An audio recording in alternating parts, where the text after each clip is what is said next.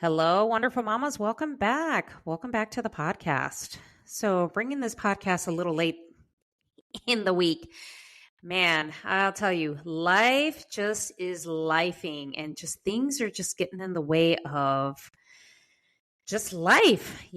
So, I'm pretty sure that most of you that are listening can relate.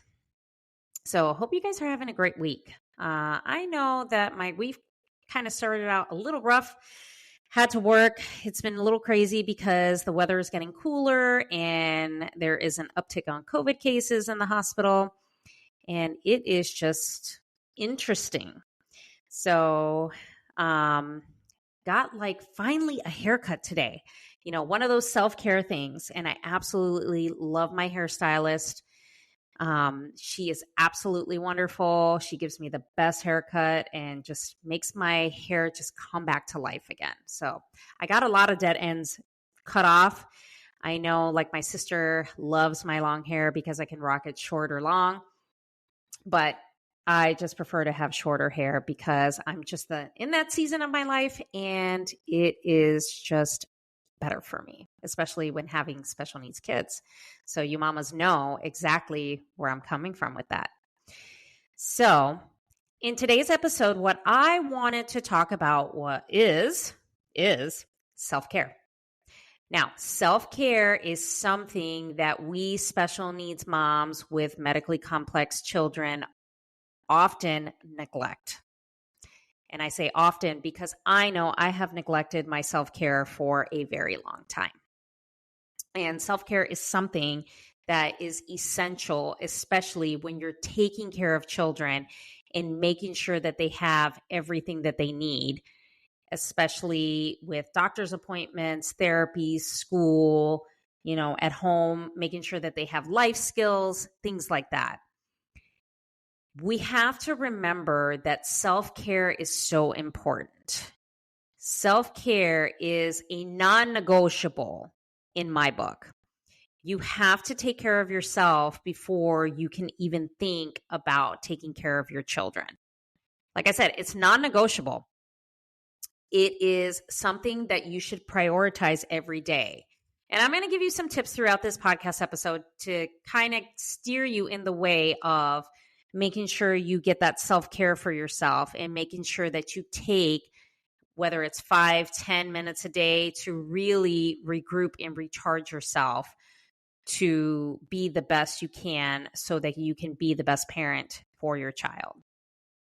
So a couple things that I do as far as self-care. I know every single morning when I get up, I usually get up before my kids. I usually get up at least an hour before I know they have to be up and get ready for school. I take the time out to make sure I sit with coffee and I journal as soon as I sit down and have my coffee. There's no scrolling on social media. There's no answering emails. There is no writing a to-do list.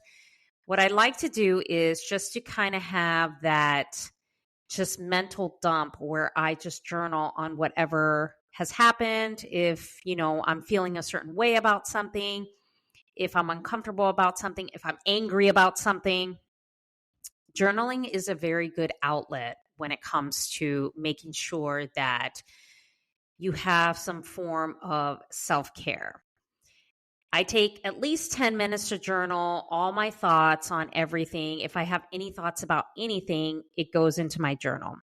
And I'll tell you, I have adopted the journaling process for a very long time, and it's been super helpful because it does reframe my mind and gets it in a more positive space. Now, I know in the warmer months, I go ahead and I journal outside in my backyard because I like to be out there in the fresh air, and it's just something that's very comforting for me. So I know I do that. Now, I know at least once a week I do something for myself, whether it's I go for a walk, I go out with a friend, I, binge on a show, I, read my favorite book, binge podcasts, whatever the case may be. I do something when my children are not here and I'm not working to really recharge, regroup myself. There's some times where if my kids are not here and I know I'm not working And I know it's going to be at least another 24, 48 hours before they come back. Sometimes I just don't get out of bed. I just sleep till whenever, and I'll watch Netflix in bed. I'll, just kind of binge, because sometimes that is what I need to really recharge my body. And it's something that is super helpful because it gives me that mental space that I'm like, okay, I'm recharged. I feel good. And now I can pour my cup into my kids. So what I want you to remember is that you cannot operate from an empty cup. You have to operate from a full cup. That means prioritizing yourself and making sure you give that self-care to yourself. Now, I know people are going to say, oh, it's selfish, your kids come first. No, you can be selfish when it comes to self-care. That is non-negotiable, and it's something that you should not have to compromise on, because remember, if you're not well, neither are your kids. So you have to be in a positive, healthy space in order to spill that over into your kids. So that's one thing that is super important when it comes to self-care. And it doesn't have to take a large amount of time to really give yourself that extra 5, 10, 15 minutes a day to really just get yourself in that positive space, get yourself in that good mindset, and to say, okay, I feel good because I did something for myself today. Whether it's taking a walk, drinking coffee, sitting outside, watching one episode of your favorite Netflix show. It's whatever it is that you want it to be. And then what I also recommend is that at least maybe once or twice a month, go socialize with other adults. That is super important for your self-care, is to go socialize with other adults. Like, that is a practice that I need to work on even harder, because I need to socialize with other adults. We get wrapped up in our kids so much that we forget that we are a human being too. We forget that, yes, we may be moms and we take care of our household, but we're also human beings, and we need to socialize with other adults. And people might call us crazy, selfish, you're not thinking about your kids, but you are thinking about them because you are taking that time to go ahead and fill your cup. And that's what self-care is. You should not debate it. You should not compromise it. It's non-negotiable, moms, okay? I'm sorry, but it is. And what you'll come to learn is when you are operating on empty and your cup is completely empty and you are depleted, you're going to dump that onto your kids. You're going to start getting angry. You're going to lash out. You're going to take things out on them. And that's never a healthy thing. So what I want you to do is take like 5-10 minutes out of your day. Pick something that you love to do that will make you feel good. It'll recharge your mind, whatever the case is. And if it's once or twice a month, if you're able to, go socialize with other people. Go do an activity that you find enjoyable, because those are the things that really will help you and will help you be a healthier mom, taking care of kids, and your kids will thrive. Knowing that you're healthy and you are recharged and you are present, it'll definitely help your children in the long run. Now, I have an entire masterclass dedicated to self-care. It is a 3-part series.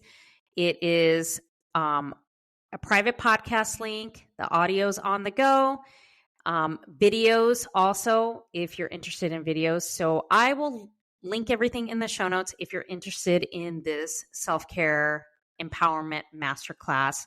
It's a really good one I put together because I know as special needs moms, our medically complex kiddos, it takes a lot of energy to take care of them. And it's really important if you go ahead and recharge yourself. And that's exactly what I talk about in this masterclass, on how to not only find support within a community, but also to level up your self-image, and to really do things for you to prioritize yourself, to kind of put yourself in a positive mindset when you're having thoughts about how the other co-parent parents, how your divorce went, any feelings after that. Even if the divorce has been years after that, we still have thoughts about that.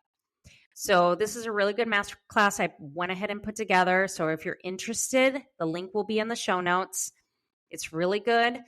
And I think it'll help you feel more empowered when you take your self-care really just in depth. So that is all that I have for this episode. I hope this was super helpful. And just remember that you have to fill your cup. When it comes to self-care, it's non-negotiable. So I want you to take away from this episode, that it is something that you can be selfish about because it's just going to help your children in the long run. So thank you for listening to this episode. This was super good because I know I need to take my own advice when it comes to self-care. So I hope you guys have a great week, and we'll talk to you next week. Thank you for listening and joining me on this podcast.